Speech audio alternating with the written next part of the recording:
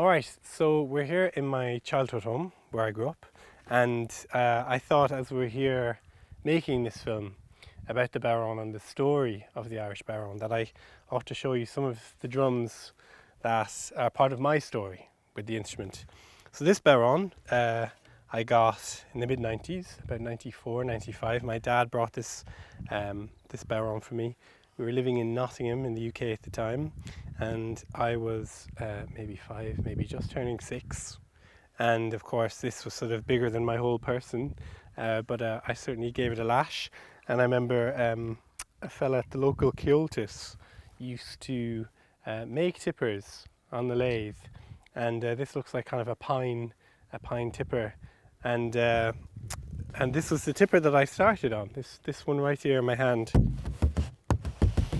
So the life is sort of gone out of this bodhrán maybe a long time ago, but it's still very precious to me because it was the first one. So very quickly after that I upgraded and was able to get this little bodhrán here, and this one was not just special as a bodhrán, but of course because it has this little bag. And a lovely lady called Mary Walsh, she used to teach the tin whistle in Kyotis in Nottingham, and she was a brilliant seamstress and master of the sewing machine, and she made this beautiful little bag for me for this beautiful little bodhrán here.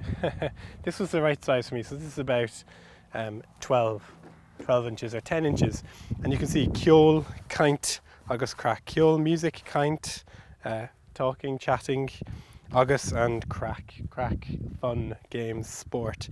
And there's a little beverage there with smiley faces.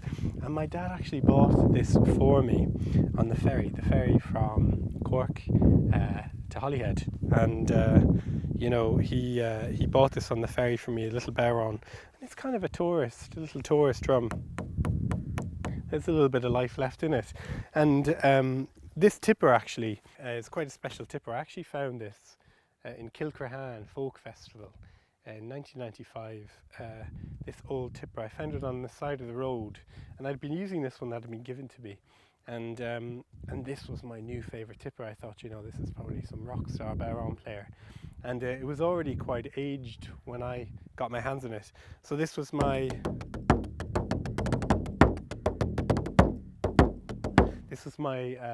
early bodhrán setup, and you can still see the crossbars in there, and my little hands would go in underneath. And as you can see on this tipper, you know, it's a double-ended tipper, so what we might call the Kerry style, where you're using both ends of the tipper for double-ended triplets, or rolls as they're sometimes called. This was my favourite trick to do on the bodhrán as a 5 and 6 year old. So these are my two bodhráns, and they're still very much live and kicking, very different to the drums that many players are playing today, but precious nonetheless, and part of my journey with the bodhrán, and special, close to my own heart.